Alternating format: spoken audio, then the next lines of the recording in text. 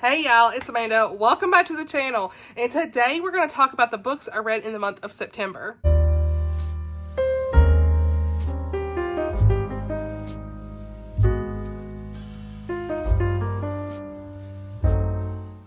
Alright y'all, so welcome back to another video. I'm so excited for this because it is the end of month wrap up and you already know we have a lot of books to talk about, so let's not take a long time for this intro. Real quick, I did participate in series September, which is a readathon that is hosted by Krista at Books and Jams, and so I will talk about that more so at the end of the video because what we're going to do here, today is Saturday, September 28th, and I'm going to film just the what I've read so far up until today, and then an end clip for anything I finished through the 30th, just so I can include it all in one video. So I will talk about that at the end of the video. Just want to go ahead and film this though while I'm in the mood to film because we have a lot of books. I should have done a mid-month wrap up. Who is surprised?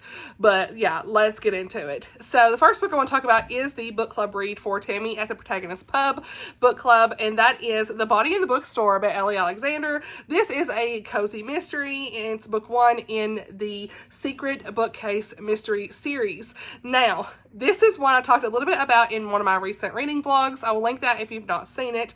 But this is the start to a new cozy mystery series. It's more bookish vibes more than anything. As you can tell, bookstore. Okay. This had some really great bookish elements. We had a really good bookstore, Agatha Christie type vibe. Details about publishing, authors, events, a really fun magical mystery. A fun mystery festival. I think I put mystery and festival and I said magical. Anyway, a really fun mystery festival that the bookstore was going to do in an effort to help them financially kind of get back on their feet and everything in business. And so I love the introduction to this. I thought it was really good. However, I did only give this 3.5 stars because the way things kind of went with the mystery was a bit lackluster. It really wasn't my favorite. I also didn't really love our main character. So we start off in this with our bookseller Annie, I think. So she is really excited to be working on this mystery themed book festival, like I said. And so she is just trying to help in the marketing and the book events and all that stuff.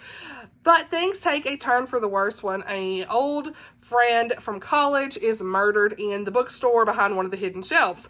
And so we see a lot, where this fell flat for me was we see a lot of this like college friend family drama stuff that I didn't really like. And there's a lot of things that they were harboring, you know, many years later that they probably should have let go of a little bit of. There was a lot of jealousy. There was a murder from a long time ago that we were talking about that they were still having PTSD and a lot of things they hadn't moved on from since then. And I understand it was very heartbreaking for them, but it was just like they couldn't move on with their lives, and the drama was just too much annoying for me, I guess. Over dramatic sometimes. I did roll my eyes a few times, that kind of stuff. And the ending kind of ended on a cliffhanger that I didn't love. So yeah, 3.5 stars. I did put, I think, a 3 on Goodreads, but it's not a bad cozy mystery by any means. It's just not really a favorite because of the way the character stuff was done. I really liked the elements about publishing and the bookstore and all of that, like I said. So yeah, it's hard for me to find a new favorite cozy mystery sometimes, but this was one that if you really like the bookish elements and can kind of look past some of the character stuff, you might check this one out. But I've heard that this is not her best series, and so there's some other ones. A bake shop mystery series that she has, I plan to try to read that one. I've heard that one's really good, and that was the one I talked about in my recent cozy mystery TBR video. So yeah, I'm gonna still try to check out more about this author. This one just was kind of a miss for me. So one that was not a miss, another cozy mystery that I read right after this, was Tied in Punishment. Now, I also talked about this in a recent vlog, and if you've seen that, you know I gave this 4 stars. This is by Bree Baker. This is book 3 in the Seaside Cafe mystery series. This was just another solid book in this series. I absolutely loved it. It's very Christmassy, so this will be one to try to read at Christmas, but like it wasn't overtly Christmas, so you know, I could read it anytime, I think. I thought it was just such a good continuation. Back in Charm, North Carolina, as always, with this small town southern feel, as usual, and Everly Swan in her iced tea shop, and the cafe, they're gonna have, it's like first holiday season, right? And so her great aunt Fran decides that she's going to run for mayor against her longtime nemesis, okay? But the other candidate, guess what? In cozy mystery fashion, the other candidate, she ends up dead. What? Not good. And so guess what? They're all like up in arms about who did it and everything, and all eyes point to her great aunt. And so Everly is working to clear her aunt's name, and of course our handsome detective Grady Hayes continues to stick around and help and, you know, get her out of these crazy situations and help on the case. So yeah, I really enjoyed it. I think these are great on audiobook. The narrator is top tier, and very quick listens. You know, I really enjoy this one. The characters and the town really make this book. There's a guy, Wyatt. Look, he needs to take a hike. Okay, Wyatt, go on. Go on, son. But I just like the romance in this one, okay? It's just fun. And Grady reminds me of, every time I think about him, I think about Lynn Powell from the movie Twisters. Okay? While we're here, let's just go ahead and get this one out the way. I finished this one actually just this last week, and that is book 4 in this series, A Call for Kelp.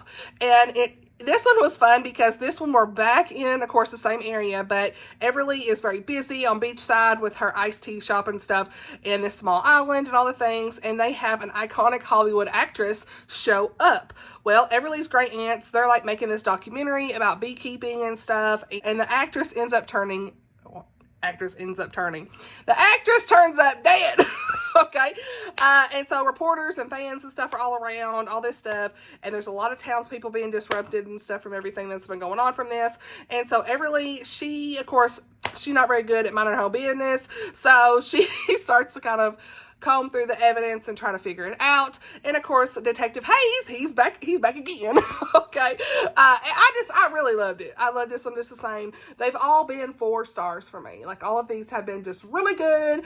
You know, they don't really necessarily stand out among the crowd as far as like top 5 for me or anything, but like, I still really enjoy them. I like the romance in this. I like the characters. I don't have anything negative to say about these either. Like, they're clean. They have, no language or anything. So yeah, it's been fun. So yeah, finished A Call for Kelp, and that was 4 stars. All right, y'all. So we're going to shift to some Christmas books. I read 3 Christmas books this month, so I want to go ahead and talk about those. And the first one is Meddling with Mistletoe by Liz Johnson. If you know, I have enjoyed the Prince Edward Island Shores series by Liz Johnson, and this one is actually a spinoff from her, what do you call it? Red Door Inn, the Prince Edward Island Dreams series. I do own that series, and I'd love to read that. But this was a super cute and adorable Christmas read. I was really surprised how much I love this. I gave this 4 stars, and it was one that I picked up to honestly read and review from the publisher. So I was glad that this was a win for me, because, you know, you never know about Christmas books. They can be hit or miss, and this was just super cute. It put me in a Christmas mood, so I ended up reading a couple more after this. So, yeah, this is about our girl Whitney, and she is in culinary school in the spring, but she needs to sell enough pies at the local Christmas market to help pay her tuition. Her oven has other plans. So her oven ends up breaking down, and so she ends up asking this lady, Marie, who owns the Red Door Inn, or I guess she's part of the Red Door Inn, I can't remember exactly, but she used the inn's kitchen, and so she needs to do that to keep up with her orders and everything, and so she agrees. And Whitney actually have a lot of cute moments with the 3 Sloan children. I think that's really what stood out for me, is the kids in this. It was super cute. They're like cooking breakfast for the guests and all these things in return of her being able to use the oven. And so the inn has a lot of different guests and stuff. There is Aretha Sloan, who is our main guy's aunt. Okay. And so she is in the business of matchmaking for her nephew, Daniel. And so Aretha got plans to matchmake Daniel with somebody named Ruby. And it's so obvious from the very beginning of this that Ruby and Daniel do not go together. So that's why I was fine with it. It's kind of like a love triangle in a way, but it really wasn't, because like they just obviously didn't go together. It was kind of like, okay, you knew from the beginning they were not going to be together, but his aunt really wants him to be with Ruby. So Whitney ends up striking up a deal with Aretha to help matchmake Ruby with Daniel. And it's not good, because she ends up like taking money and stuff for like her tuition and whatnot. She agrees to take money for her tuition if she'll help matchmake Daniel. And guess what? She starts to like Daniel, and Daniel starts to like her, and the tea starts from there. Now, I'm not always a matchmaking girly, okay, in the books. It just depends, because sometimes it can kind of go one way or the other. This one, like I said, you knew from the beginning that Ruby was not for him. She's like too serious of a businesswoman and stuff. And so this had since it had some really cute, cozy Christmas vibes, I was fine with it. The ending of this is what pushed it to a 4 star for me. I love the romance that Daniel and Whitney had, and the kids stood out for me more than anything. Like, the characters, it just really had this innocence of Christmas, and I really like that. And you know what's funny? Honestly, the matchmaking, it made me laugh more than anything. Like, it just wasn't that serious. Okay. Even other characters in the story were like, Ruby is not for him. Like, they knew. So it's like more of a light play on it. So yeah, I was fine with that. So some nice faith moments for Daniel. He starts to realize that God's not left him in his heartbreak and everything. And it all comes from this sweet girl, young Julia May, helps him see that. And that's another part I really liked. So overall, I think that if you do like matchmaking stories, small towns, you know, markets, you know, baking, all of that stuff, like the little inns, things like that, you know, give this one a try. This Christmas book I read was Waiting for Christmas by Lynn Austin. This is an early copy I read for review as well from the publisher. And this is a really great companion to All My Secrets by Lynn Austin. If you've read it, I think you will best enjoy this if you've read that, but you don't have to read that to get kind of what's going on here. But, yeah, I really enjoyed this one. This one was set in 1901 during the Gilded Age. And All My Secrets, since that was a favorite of the year for me, I was like, I knew I had to read this. I really enjoyed it. We follow Adelaide and Howard from that story. And so we see them as like these newlyweds together, and they find Jack, a young boy who is out on their doorstep. He is not an orphan. He is missing from his family. And so they are going through this journey to try to reunite him with his family and everything, and to do the right thing. And you really see how this boy changed their lives for the better. And really in their marriage, early on in their marriage, they're having to deal with some hard things. And, you know, they are coming together and showing support for one another in times where it matters most. And so I really like that. And you see details in this as well around the women's suffrage movement and how her husband is supporting her efforts in that. Howard, he was just this really like hero type character for Addie, I think. He just supported his wife and everything she wanted to do, and I really like to see that as well. Looking for a good Christmas novella that captures the true meaning of Christmas, check this one out, because it had all of the spirit of Christmas. Like, you can just definitely tell from the cover. I've got that cinematic blur in the background. Sorry if you can't see. Yeah, there we go. Gorgeous. When you buy this, it actually is a hardcover. The art copy was paperback, which I'm fine with, but it'll be like a hardcover book from what I saw. So yeah, this one's definitely going to be one that tugs at your heartstrings because of the little kids and everything in this one, and the family element, and the newlyweds, all that stuff. And the ending was super cute at Christmas time. I loved it. Oh, and I gave this 4 stars. I don't know if I said that. I'm going to jump around a little bit to another Christmas book that I read recently. This was the last Christmas book I read this month, and that is Christmas at Harringtons by Melody Carlson. Y'all, look, Melody Carlson can be so hit or miss for me. I do not plan to read her newest one, but this one right here, anytime she writes a wholesome Christmas story that is not got a lot of romance in it, I'm here for it. Like, I just don't think I love the ones with her romance a whole lot. Like, they're okay. A lot of times they could be like a 3.5 to 4. Or sometimes it's just like, I'm not really tracking with it. But this one, I'm telling y'all, it's super cute. It was actually written in 2010 or 2011, I want to say. But this is very wholesome, and it had lots of family and redemption moments in here. And I just love the threads of forgiveness, taking second chances, and how the Lord just like really brought in these good moments for her in her second chance in life. And so in this story, we have this girl, Lena, and she finds herself broke, no job, all these things. And so because she was released from prison, actually, from false accusations that were made by her ex-husband. Now, her ex-husband was a pastor at a church, and he was basically a fraud the whole time. And he was blaming her for all this money going missing, and it's a no. She's not the one that did it, but she couldn't really fight it and all these things. And so we end up seeing her after she gets out of prison to start this new life in this new town. She's on a bus. She meets this woman, makes friends with her, and someone has kind of set up a job for her at the Harringtons department store. She gets there. The job's not really what she thought, but she has this red Christmas, what do you call it, jacket on, and she gets a job as Mrs. Santa at the department store. And so, yeah, she's just trying to keep her past secret, though, this whole time, and start over, really. But she ends up meeting this sweet young girl with her mama at the place she's staying at, which is really run down. Like, it is really bad, but she was able to help them. They didn't have any money, and she's a single mom, and she was able to help that young girl and her mama help her mama get another job somewhere else where they could take care of each other. And so it was just really nice to see how they had a good friendship together and they were helping one another, and that young girl was super sweet. She also made the story. Again, these young kids are making the story, right? And it just had this spirit of Christmas where she was Mrs. Santa for these young kids, and I love that. So from the very beginning, you have this really just redemptive story from she's gonna have that moment in the end, and I loved the way it ended. It was super good. There's no real romance in this either. Maybe just like a smidge. I don't really feel like there was, but I preferred that in this story. I thought that this was just a really great family Christmas story and had some great faith moments. So yeah, I give this 5 stars. Highly recommend. And it will be in my Christmas book rec video, so just go ahead and pick it up now. Let's backtrack again. We backing up, honey. We backing up. And I have, is this my favorite book of the month or what? I think it might be.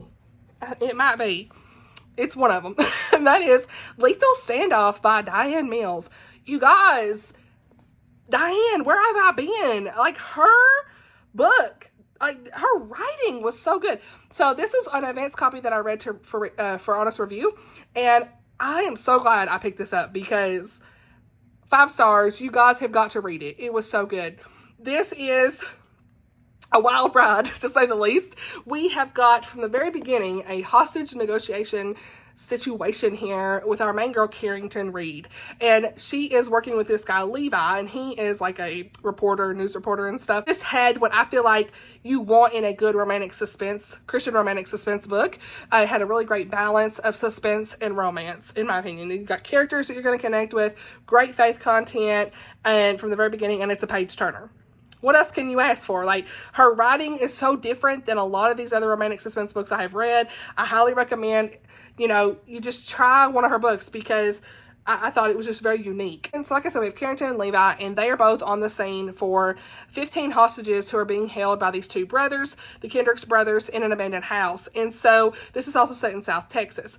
And so the brothers are armed, dangerous, they're refusing to let them go. Things start off from here, and we have this crazy story that's going to keep you invested along the way. They refuse to let them go because they want answers of why their father was murdered, and they are saying, you've got to figure out who murdered our father and all this stuff. Lots of twists and turns along the way, but with both of these characters. And the romance in this was so developed for me. Like, I loved how they communicated.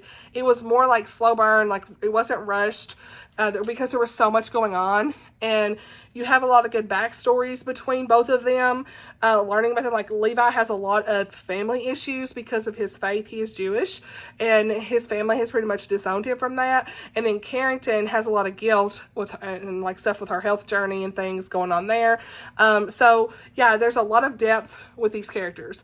I love that, and I really liked Levi's faith in this. It was very encouraging to see him talk to Harrington about it, and I really liked how things were wrapped up in her faith journey as well in the end. This is also a dual point of view, so that really helped, seeing both of his and hers perspective. It really added to the story. I also think that the pacing in this is good. You have a lot that's going to keep you engaged in the story, so I can't recommend it enough. Like, this is not going to be my last DiAnn Mills. I've already bought another one. Let me show y'all. I already bought, where is it? Is it right here? Yeah, here we go. I've already bought this other one called Facing the Enemy. So this will be my next one that I pick up at some point, I think. So yeah, 5 stars, Lethal Standoff, pick it up. The next book I want to talk about is Up From Dust by Heather Kaufman. This is a biblical fiction all about Martha. Okay, I really enjoyed this. I gave it 4 stars. This was the Revive Book Club pick for this month. And yeah, this is not, I wouldn't say like my top favorite biblical fiction, but I still really enjoyed it. It is a great introduction to this author for me. I know she has another one coming out in January, and I'm looking forward to that one too. So this is like kind of like what Martha's life could have been like with her siblings, parents, and like what her relationships could have been like and things in part 1, and like as a child, her family and all that stuff. And then part 2 is more of the details of her life when Jesus comes and the events leading up to meeting him and all of the things that happen with Lazarus, as you know from the Bible. And so yeah, I really like this. Martha, she is a character that I've always kind of related to. She's always worried, she's helping others. she gets upset and she's impatient. Honey, that's me. Okay, conviction was hitting me in some of those parts, right? Seeing her relationship with her siblings was very relatable as well, because I'm always the one doing everything. I'm like, what? I'm always like questioning too, like, what are you doing over here? But it was also like inspiring to see Mary's reactions to her, and like the decisions that Mary made, like in relation to what was going on. Like, it was really inspiring. So yeah, Martha's always busy doing something, but yeah, Mary is listening, and she is being patient and paying attention. And I find myself being so busy in life like Martha, without really taking the time to sit down and pray through things or listen to what the Lord may be telling me in certain situations. So I think this book really reminded me of doing that. And I love the second part of this probably the best. The first part was a little bit more slow in trying to establish her life, right? And then it's very sad. Some of the things that happen are very sad, I will say. But it added, I really feel like the beginning of this added to what she was going through. And while she had a lot of heartbreak, it meant so much more in the end with the moments with the Lord. So yeah, I really love biblical fiction for that. I feel like a lot of biblical fiction is going to be hard-hitting books like this sometimes, like, Tessa Afshar, Tosca Lee, like, when you get into it, like, this is going to be probably a hard read, but that the moment that they encounter with the Lord is going to mean more because of what they went through. And so, yeah, for me, like, those scenes that led up in the ending with Lazarus and Jesus that we all know about from the Bible, like, I really liked how Heather Kaufman depicted those events, and Martha's faith and devotion to Jesus was very inspiring to me too. So despite Martha's worries and her concerns and her doubts, she was just a strong woman of faith and hospitality and devotion to her family, who demonstrated such a belief in Jesus as the Messiah during this time. And I really like how this book depicted those things. So I'm excited. This is the first Heather Kaufman book I have read, and I'm looking forward to reading more about her. So yeah, 4 out of 5 stars. Are y'all ready to talk about some YA trash after this? Y'all ready? Come on. Let's talk about both of these books at the same time, because who am I? These books are not on the TBR, but was it? I don't think it was. It might have been. But anyway, The Selection and The Elite. And I'm planning on starting book 3, The One, on Monday. So will I finish it by the end of month wrap up? Probably not, but it'll come later. So The Selection series by Kiera Cass. Book 1, of course, is The Selection. Book 2 is The Elite. I buddy read this with both these books with my friend Lauren Teague, and we had the best time. Like, girl, we was like, what is he doing? What is she doing? Like, we were like, what? All the reactions, But it's one of those, like, books. This was written in 2012. It's a dystopian, like, bachelor story. I ain't even got my review up. What did I even say? Okay, let's just look at what I said. Book 1. It is, yeah, like a young adult dystopian bachelor type book, romance book. Okay, it's got a love triangle, of course, as these books usually do.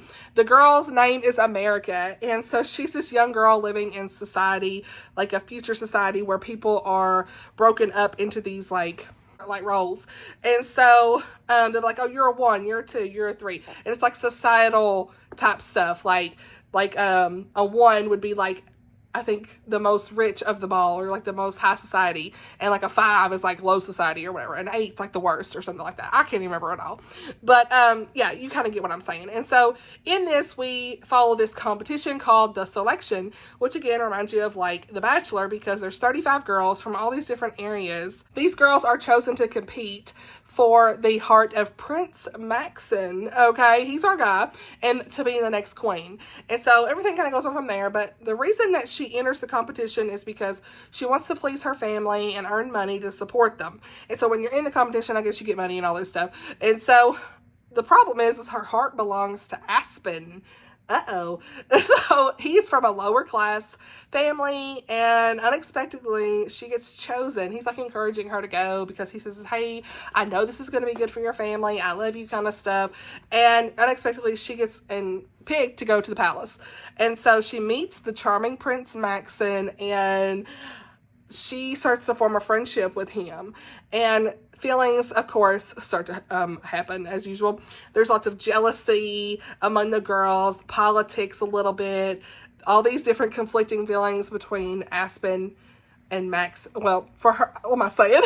She has conflicting feelings for Aspen and Maxon. She likes both of them. And so that's why it's white trash, because like, girl, what are you doing? But I ended up giving this 4 stars. It was for entertainment. I mean, really, it's like a, I don't know. I haven't really read something like this in a long time. It's kind of fun to go back to my YA roots. Buddy reading it definitely added to the rating because it was more fun to talk about it with her. The love triangle, I was here for the love triangle, honestly, at first. We'll talk here in a minute about this Elite, and I'll tell you more my tea on that. But, yeah, I don't really like her leading both the guys on, I'll say. But I get in this, like, why it's in a certain circumstance or whatever, but it's very entertaining. Now, in book 2, The Elite, let me just say, I gave this one 3 stars. I did not like it as much as the first one. I was annoyed by both of them, everything going on. I was just so annoyed. So, like, I'm looking at my review, just so I can, like, formulate this the best way I can. What works for this? Okay, again, the unique system and kind of political stuff set up here, it's pretty good for the, like, it's almost like a fairy tale in a way. Lots of drama. High tea, we love to see it. It's funny. It's like that clean. It's still clean as far as sexual content. There is some language to be aware of, but it's small. But it's like that white trash heart book, as you would say. It's kind of giving what it needs to give in the drama department, I'll say. And it's fast-paced, quick. I listen to these on audiobook, as usual. You know, I'm always doing audio. But it's like one of those fast-paced books for that reason, because you can just listen to it really quickly.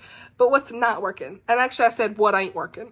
And that is America's indecision. Like, the girl, her name's America, by the way. I think I said that. But the girl's indecision in this book was so annoying. Like, that's the most frustrating thing. She's leading both these boys on. And, like, me as a reader, I'm like, who do you like, girl? Do you even know? Because she's got so much emotional flip-flop between Maxon and Aspen, even if the drama's hilarious and entertaining.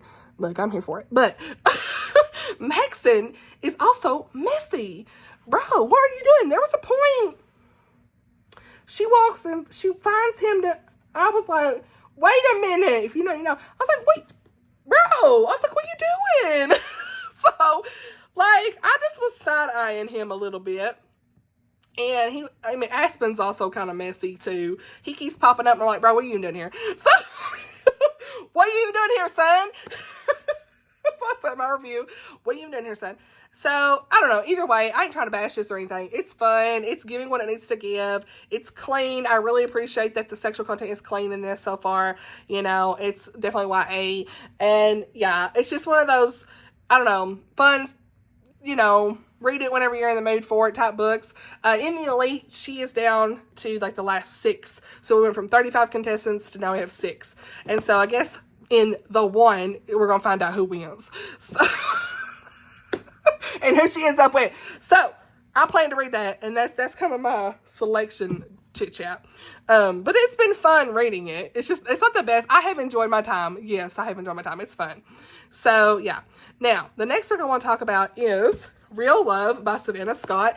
This is a book I was on the ARC launch team for, and I really enjoyed this one, y'all. It was super cute. I gave it 5 stars. What? It's a celebrity romance. It's book 5 in the Love Trippin' series, but you can read it as a standalone if you want to. But this had such a great ending for the series, and all of the characters we have grown to know and love throughout this series.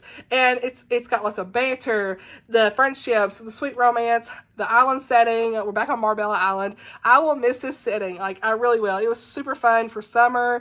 I highly recommend this series. Great, clean, closed door, rom-com, super cute. So, yeah, this one follows Stevens and Elena, and they are now one of my favorite couples in this series.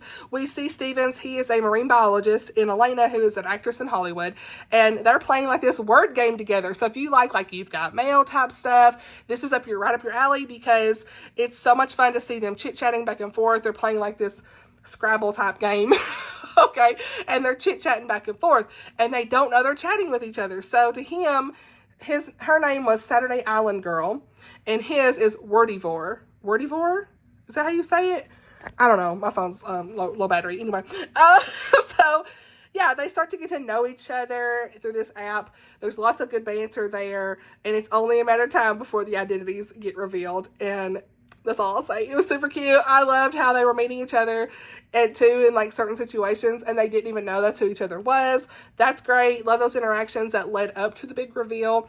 They had a lot of good chemistry, and like the words that they would put down in their game was hilarious. As always, being back on Marbella Island, it was such a delight. Seeing these fun characters from other books in the series was wonderful. You saw a lot of Ben. He was cracking me up, and Elena's assistant Bridget was like so funny. Like, they were so funny in this book. Like, they were always like just in the right moments for this book, you know. And the pacing was good in this too, and you got to see like a glimpse of Savannah's firefighter romance for next year that's set in Tennessee.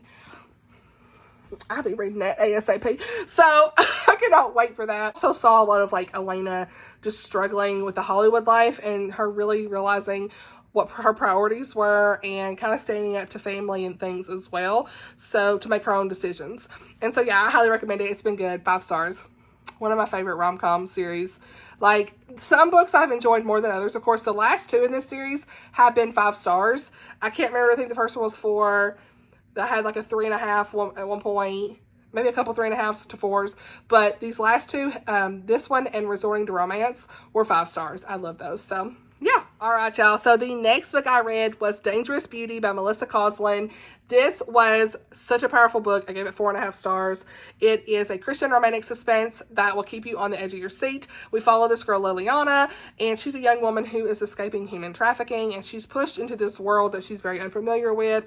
She doesn't speak very good English, and her journey towards safety, we'll say, she meets this guy named Merrick, and it's like they just happen to meet, and he has this past that we don't even know. Who's this guy? And he's very mysterious, and so he offers her protection through marriage. He says, I can help you, I can protect you, you'll just have to marry me. And so she goes on this journey with him. His past, he has lots of secrets that could like harm everything that they know. So yeah, and the story goes on from there as they're like kind of hiding from people that are after them, and she is trying to start new in life and stuff and just, you know, be safe. And so yeah, I buddy read this with my friend Melissa. It's funny, Melissa Koslin. But I buddy read this with my friend Melissa over on Instagram, and I had so much fun reading this with her. Me and her binge read this in like 2 days. Was it 2 days, girl? I want to say it was. So, yeah, we really enjoyed it. Me and her both landed on the same rating, just about there. I think 4 to 4.5 is kind of where me and her were. I put 4 on Goodreads, but it's like a 4 to 4.5. So, this book, I feel like the author did a really good job of displaying Liliana's resilience and courage, and it really allowed us to see her transformation through healing. She had a lot of trauma that she carried from assault and everything, so this does have a heavy topic of course, human trafficking and assault and things like that, but I feel like Melissa handled the topics in a very careful way. Like, she handled it with such care, and I really appreciate that. Nothing was explicit. For me personally, I felt like she explained what was happening without going too far, and I like that. I'm thankful that she did that.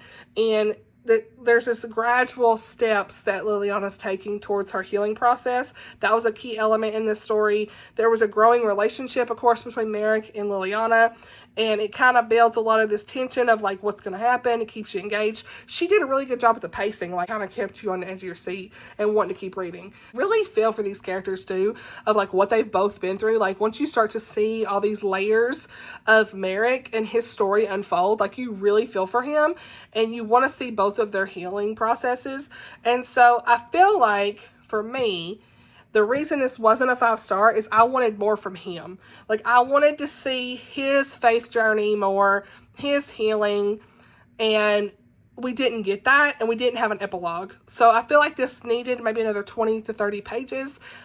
Maybe not even that. Like, just something to like really see, because everything, the way it ended was abrupt, and I would have liked a little bit more. But other than that, I loved his character. He was always there to protect her. His story was very sad, but he was there to help her. And I think because of his story, I wanted to see more of his healing. Like I said, the things that we learned about him. So yeah, this is a good marriage of convenience type story. I'm definitely going to be reading more by this author. She wrote really good romantic suspense. Like, I was like, I need to know. So it was the whole thing. Like, I see why everybody loves this. Okay, so the next book I'm going to talk about, and actually this will be like the last clip for this video before I end things like on Monday or whatever, for whatever I read the next 3 days. But the last one I want to talk about for right now is Sugar Birds, and that is by Cheryl Gray Bostrom. Now, the publisher sent me this to read and review. This was published actually like a couple years ago, I want to say. Maybe 3 years ago, 2021 it says. So, but I read Leaning on Air by this author, and so got to talking to this lady who works at Tyndale, and she said, I think you would really enjoy this book as well because of the autism representation in this and how much I really enjoyed Leaning on Air. And I was like, sure, I would love to read it. So I'm so glad I did. I cried in the end of this. It's like 4.5 stars. I've not even wrote my review yet. I finished it today. This was so powerful, you guys. Like, there's something about the way that this author writes characters with autism that, as an autism mama, I really appreciate the representation and just the again, she handled it with care, just like Melissa did in the other book. Like this, she handles it in such a good way that I just really appreciate it. So in this one, we are going backwards a little bit because in Leaning on Air, we had Celia and Barnaby's story together and their marriage struggles and things, miscarriages and all that they were dealing with. But we've backtracked a little bit in Sugar Birds, and you see, like, first of all, I love the meaning of Sugar Birds in this. Powerful. I'm not going to say. You learn it more at the end. Loved it. But you really get to see how Celia and Barnaby come to know each other. And in this one, we see how Barnaby's sister, Aggie, will see how his sister, she's young, she accidentally sets the house on fire, and their parents get, Barnaby and Aggie's parents get severely burned, but she goes on the run, and it's almost like a survivalist story where this little girl is literally like in trees. She's out, like she's not anywhere where anybody can find her, and she's surviving in the woods on her own for weeks, and because she's afraid that she's going to be arrested. Like she was just doing something that was a mistake. It wasn't like she intentionally set the fire, but their house caught on fire and her parents were badly burned. She thinks they have died. She has no idea what's happened to her parents and all this, but they haven't. And you know all that from the very beginning of the story. It's a very fast-paced, like, we got to search party, find this young girl. And you also see a lot of Celia and her character growth when she's young with Barnaby. And Celia kind of has this other guy she's hanging out with that ain't a really good guy, and some stuff going on there. There's a lot happening in this. And I really like to see how we saw, like, this young girl trying to survive, because I love survivor stories. But you also get to see how Celia and Barnaby met and how they were interacting together, and some of the things that he struggled with his autism diagnosis, and how he coped with things, and just how he talked was a little bit different. I just loved his character. Like, it was just really well done. So the ending with, like, it's like a coming of age story. This book really is. It really is like coming of age for our characters. So the ending had me crying. Like, I really enjoyed the ending. So it wasn't quite 5-star, but there's a nice little bit of faith element in this. But more so, this was just a really emotional story that I needed to read at such a time in my life as an autism mom. Also a lot of, like, farm animals and veterinarian details as well, just like in Leaning on Air. There's a lot of that going on here too, if that's something that interests you. So yeah, I'm really glad I read this. Sugar Birds, a really, really good story. So 4 to 4.5 stars. I think I'm gonna do 4.5. So, and that's it for now. I will talk to you guys on the next part of this video as soon as I'm done with all the books for this month. Alright, y'all, so the last book I read this month was He Walks Among Us by Christy Barrett, and I ended up giving this like 4 stars. It's really like 3.75. I was kind of conflicted back 3.5 and a 4, but I ended up just going with a 4 because I did like this a lot better than book 1. I gave book 1 3.5, I want to say, and like a solid 3.5. Okay, and sorry, I'm not looking at the camera very good. We're here. So this book we're just sitting here at the desk at this point, so I'm just trying to end this video so I can make sure to get it edited and scheduled and all the good things.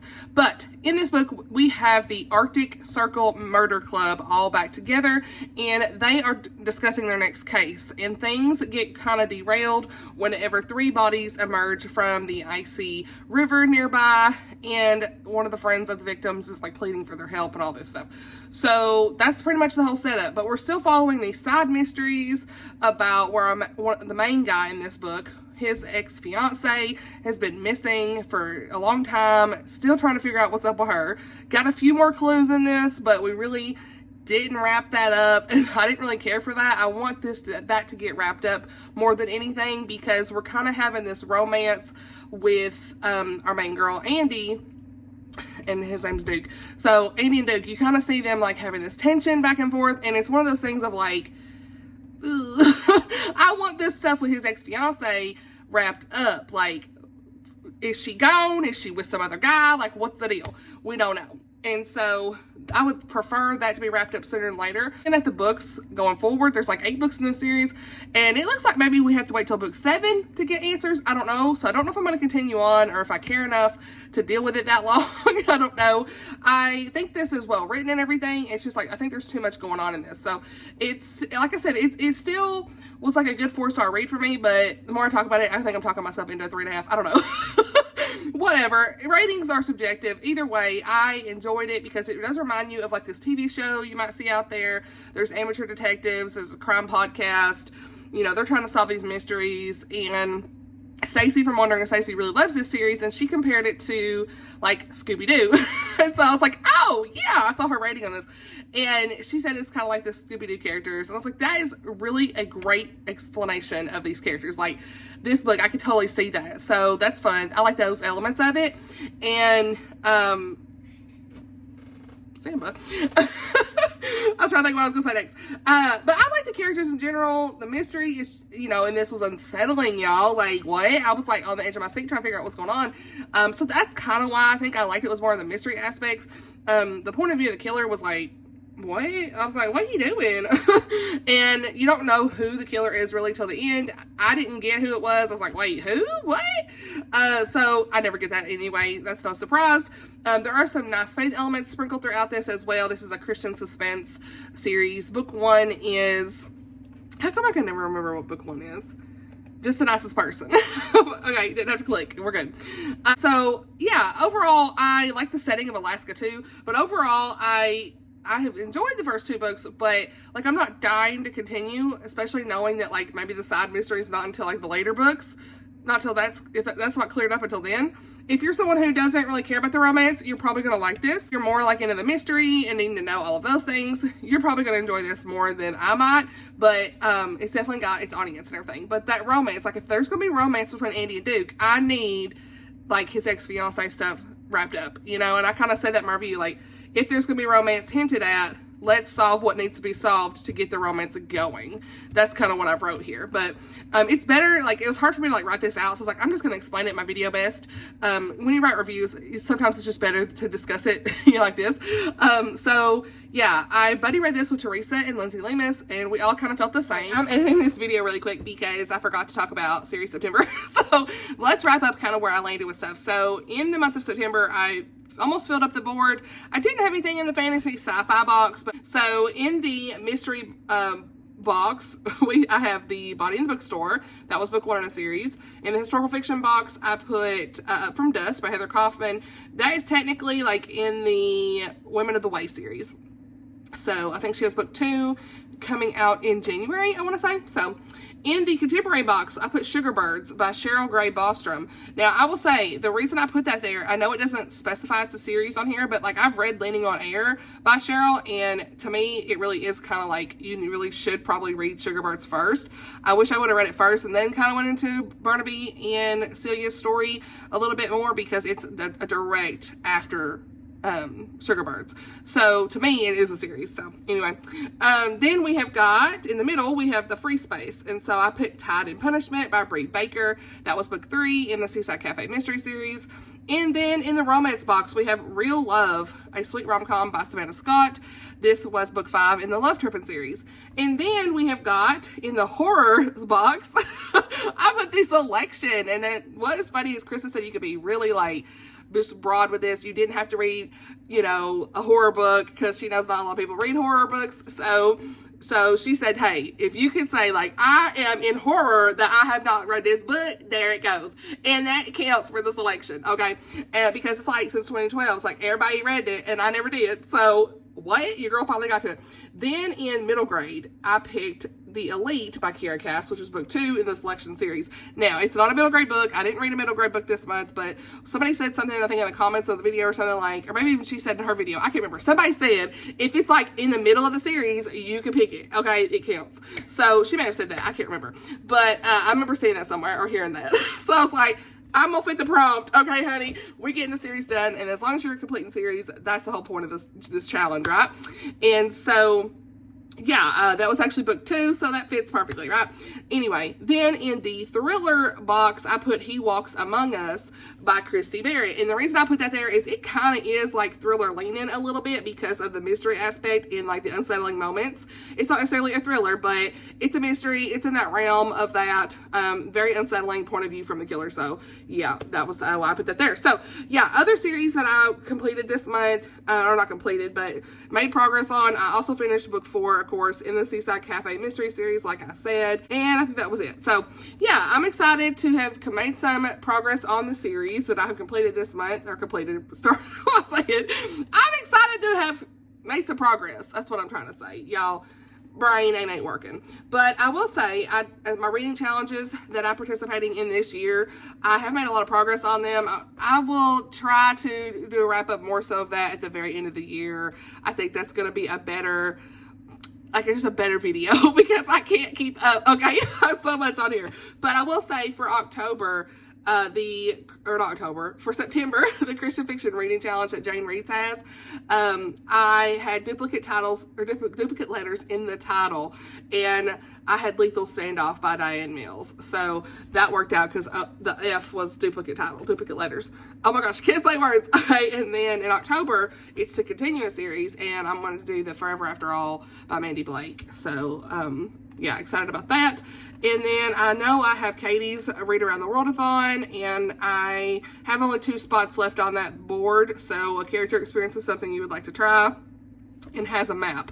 I may have something in the character experience is something you'd like to try for this month, or that I read, but I just can't really think of it. I'll have to really think about it, but I've only got 2 spots left on it. And then Oshina's Read Christian Romance Reading Challenge, I have got only the rainbow cover, which she said that they needed to only have the minimum requirement is like 3 different colors on the cover. So, thank you, girl. I'll find that. And then fall season. So, I've got to read something that's like in the fall season. Maybe that Susan May Warren book I talked about. Actually, y'all ain't seen that video yet. I have a book tag coming up. And there was a Susan May Warren romance I really want to try to read. It's like fall time. So, maybe I'll do that. I don't know. But I got to think of something. And then on Chantel's Read Your Bookshelf Challenge, I have got, for September, I did Lethal Standoff. I don't remember what the prompt was for. So, there's that. I actually didn't have anything in June or July for that. So, does that mean I'm out of the challenge or what? Let me know. Because, girl, I didn't fill the prompt. But in October, it's a nonfiction, so I'll definitely be able to fill that one. In November, it's an intimidating book. And then December, I've got a standalone or has more than 10 books in the series. So I think those will probably work out. But like June and July, it didn't happen. So yeah, that's kind of where I'm at with the reading challenges. Just a little brief update. Still participating in them. I'm just not doing a very good job of updating you guys. I haven't updated my reading journal in months. 2 months at least. So yeah, we'll get there, y'all. We'll get there. You know, I'm just doing the best I can. I ain't even wrote my planner. I'm just each week taking it week by week. So, but yeah, that's pretty much it for my reading wrap up this month. I am currently reading several books right now, but I just need to get this video done. So, wanted to go ahead and just wrap this up. That was the only video I finished, or book I finished since the last clip I filmed. So I'm actually starting the next book in the selection series. It's not on my TBR, but I am starting that. and I've got a couple of arcs I need to get done this week, so we'll see how that goes. But just stay up to date with me on Goodreads and my blog, bookloveramanda.blogspot.com, Instagram, all of those good things. All the links are always in the description if you want to add me on Goodreads, that kind of stuff. And I hope you enjoyed this video. Let's chat down below. As always, let me know if you've read any of these books, do any sound interesting, all that good stuff. Thank you so much for watching, and I'll see y'all in the next video. Bye, y'all!